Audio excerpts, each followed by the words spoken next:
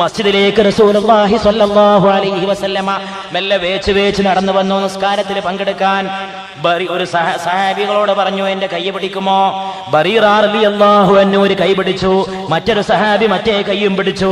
രണ്ടാളുടെയും കൈ പിടിച്ചുകൊണ്ട് അല്ലാഹുവിന്റെ റസൂൽ നിസ്കാരത്തിന് വേണ്ടി മസ്ജിദിലേക്ക് വന്നുകൊണ്ടിരിക്കുകയാണ്.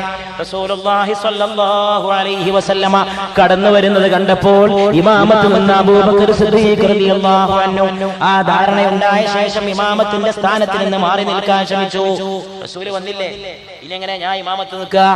അപ്പോൾ അല്ലാഹുവിന്റെ റസൂൽ ഇശാറത്താക്കിയിട്ട് ആംഗ്യം കാട്ടി, സിദ്ദീഖേ തുടരുക. എല്ലാം കഴിഞ്ഞപ്പോൾ അല്ലാഹുവിന്റെ റസൂൽ ചോദിച്ചു, എന്തിനാ സിദ്ദീഖേ മാറി നിൽക്കാൻ നോക്കിയത്? ഞാൻ ബാക്കിൽ വന്ന് നിന്നപ്പോ എന്തിനാ ഇമാമത്തിന്റെ സ്ഥാനത്ത് മാറിയത്?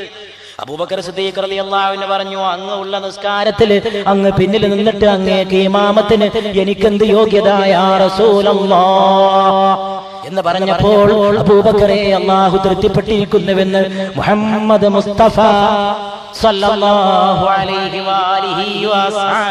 വസല്ലം